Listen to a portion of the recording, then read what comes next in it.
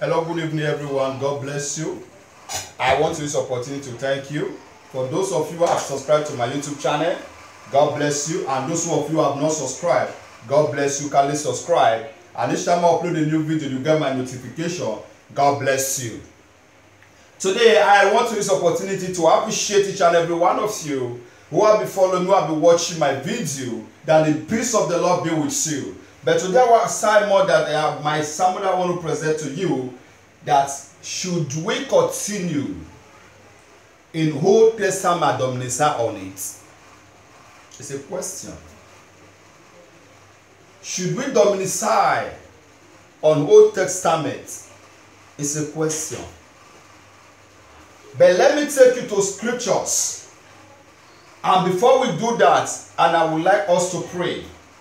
Heavenly King of Kings, the Lord of Lords, the Creator of the universe, the one who lives on the throne, the one who sits on the throne, the one who knows everything about the whole world, the one who creates the universe, the one alone knows the number of the hair in our head, and the one alone knows the number of the sun that we have marched upon, and the only one who knows the number of blood of gallon in our body. We come to congratulate you, we come to appreciate you for your holiness, for your goodness. And may you keep us alive, and may you continue to give us wisdom and understanding, and give us long life and prosperity. We ask this from you through Christ our Lord. Amen.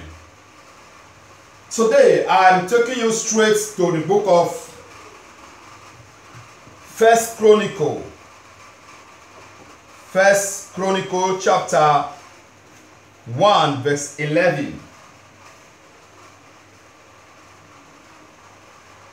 God said to Solomon, because your greatest desire is to help your people, and you did not ask for wealth, riches, fame, or even the death of your enemies a long life, but rather you ask for wisdom, knowledge to properly govern my people. I will certainly give you the wisdom and knowledge you requested, but I will also give you wealth, riches, and fame, such as no other king has had before you or whenever had in the future. Now, did Solomon ask for wealth? No, of course. What did Solomon ask for? Wisdom, knowledge to govern the people. But what God did, he said, I will give you, because you did not ask for wealth, you did not ask for fame, you did not ask for other things, you did not ask for prosperity and long life, but I'm going to add all this thing to you, that no king for the future to come will ever reach like you. God bless that word. God bless our God. He is blessed already, and is a faithful God. Whatever he said he would do, and he will always do. Now, if you now read 1 Samuel chapter 18, 1 Samuel chapter 18. Let me take you to 1 Samuel chapter 18. 1 Samuel chapter 18. 1 Samuel chapter 18. I'll read from verse 25. When Saul's men said these things to David, he replied, How can a man from a humble family afford the buy price of the daughter of a king? When Saul's men reported this back to the king, he told them, Tell David that all I wanted from the buy price is 100 Philistines foreskin. Vengeance on my enemy is all I really want. But what Saul had in mind was that David would be killed in the fight. A bad price that the king need. Not money, not cars, not house, just 100 head of Philistines.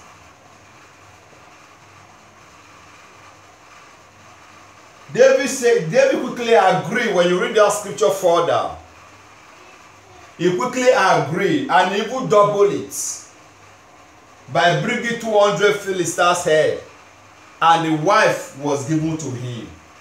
And you want to domicile, and you want to behave like David, you want to live the life that David lived. Have you ever asked yourself a question? Why should we domicile in the Old Testament that Christ have came and put more light how we should live? And that is where they are still taking you to, simply because they need something from you. And you don't understand that the life that David lived, if we live such a life today, the ticket to hellfire is very easy. You have already purchased it by yourself. Can you slaughter 200 people because you want to marry somebody's wife? Or 100 people? You will land in prison, and you will never return from that prison if they didn't kill you. We should understand that the Old Testament was a shadow for the New Testament to be accomplished. But we are far from the truth, and we are deviated from it. But we domicile on the Old Testament. We are acting like David. We are acting like David. We are acting like Solomon. We are acting like Jacob. We are acting like Joseph. Why should we domicile on this? And when you read another scripture, that starts for 1 King chapter, I'm just cutting it short. I should have taken more further. 1 King chapter 2. 1 King chapter 2. I will read for you. I will read from verse 1. As the time of the king David's death approached, he gave this charge to his son Solomon. I am going where everyone on earth must someday go. Take charge and be a man, observe the requirement of the Lord your God, and follow all his way. Keep the decrees, commands, regulations, and laws written in the law of Moses, that you will be successful in all you do and whenever you go. Now, this is a father hand over his truth to his son Solomon. He made a very good declaration. The time of David, what David was doing was correct. He was not a sinner. He didn't die like maybe he's going to hell. No, that was Old Testament. But what he did in those days, if we should do it now, we are guaranteed to go to hell. But simply because it was an Old Testament, and God called him a man after his heart, and he made a declaration to his son when he handed over the throne to him, that I am going where no man or every man is coming someday, where every man must go, which is the land where people died, where they go to. The death, you always die, everybody must die. So that is what he means. But because I am going there now, I am handing over this throne to you to control. Now let's read. Let's read. In verse 4, if you do this, then the Lord will keep the promise he made to me. He told me, if your descendants live as they should, and follow me faithfully with all their heart and soul, one of them will always sit on the throne of Israel. Now, in verse 5 say, and there is something else. You know what Joab son of Zara did to me when he murdered my two army commanders, Abner son of Ner and Amasa son of Jada.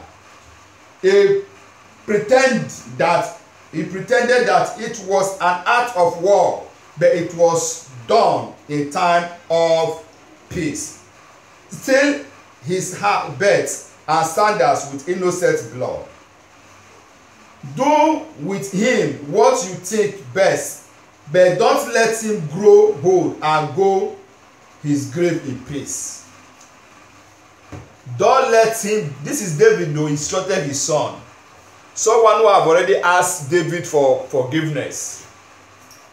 You want to be like David, though. And remember what the scriptures say when Christ tell us, say, when someone sin against you. In the book of Luke chapter 17, 3 and 4 and 5, when someone sin against you and they ask you for forgiveness, and you must forgive that person, even though it's 7 times a day. Now, this is a person who asked David for forgiveness. And David now, when he handed over the throne to his son, when he's about to die, he tells his son, Dad, you know what to do to him now. Do not let him grow old. Do not let him go to his grave in peace.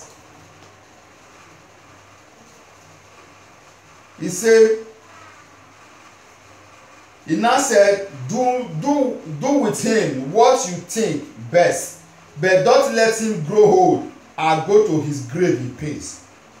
Be kind to the sons of Barzillai of Gilead. Make them permanent guests at your table, for they took care of me when I fled from your brother Absalom. And remember Shammah, son of Gera, the man from Bahama in Benjamin. He cursed me with a terrible curse, and I was fleeing to Maham. When he came down to meet me at the Jordan River, I swear by the Lord that I will not kill him. The man, he said the man caused him a terrible curse. Of course, it was an anointed man of God. In those days, you dare not touch anointed man of God. So David was not wrong, because he was an anointed man of God, and somebody insulted him, a terrible curse. And the person came to David that I am asking you for what? For forgiveness. And he begged. David said, I swear that I will not kill him. Now look at the scripture further. Some of you want to behave like David. And in that verse 8, if you read down, I swear by the Lord that I will not kill him. Verse 9 says, but that oath does not make him an innocent. Make him innocent. You are a wise man, and you know how to arrange a bloody death for him. Did you hear that? You know, you are a wise man, you know what to do to him. And you know how to arrange a bloody death for him. I don't know why we keep on dwell in the works, the life that David lived, that we want to live. We want to be like David. You want to act like David. That is all we care about. That is all we domicile. We want to, and let me take you to the book of Acts. It did not say just only death, a bloody death for him. Let me take you to the book of Acts, the book of Luke, chapter 7, verse 13. Luke chapter 17. I read from verse 3. So watch yourselves. If another believer sin, rebuke that person. Then if there is a repentance, forgive. Did David forgive that man? Of course no. But the presence of man say, I forgive you. But when he want to die, say his son should arrange a bloody death for him. And you are there. You want to be like David. David was not wrong. He was an anointed king. In those days, you dare not touch anointing, because that is the law of the land. And the man caused him a terrible curse, and he asked for forgiveness. David said he has forgiven him, but he instructed his son to arrange a bloody death for him. If you are living a life like David today, your ticket to hellfire is very easy. Because Christ came to tell us that we should forgive. Even though it's 7 times a day that person sin against you, you have to forgive that person. Let's go further. Let me take you to verse 4.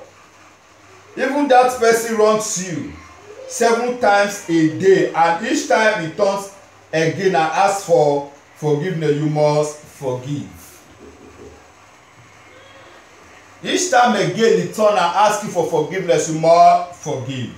Verse 5 said, the apostle said to the Lord, show us how to increase our faith. Let us not go there. But let me just quickly put light on this. When someone asks for forgiveness, what do? You forgive. But we were not living that life. Are we still living that life? But David did not live that life. He forgave the man in front of him. But when he wanted to die, he said his son should kill him. And he killed 200 Philistines because of bad price. And you are acting like David. And you live the word of Christ that can save us. Old Testament could not save us. Because if you sin, you have to bring animal again and again to cleanse your sins. But when Christ came, he cleansed us from our sins by dying for us. When you read the book of Acts chapter 7, verse 55 to, let's go. Acts chapter 7, verse 55. Then I will just explain others. Then I will pause. Acts chapter 7, verse 55.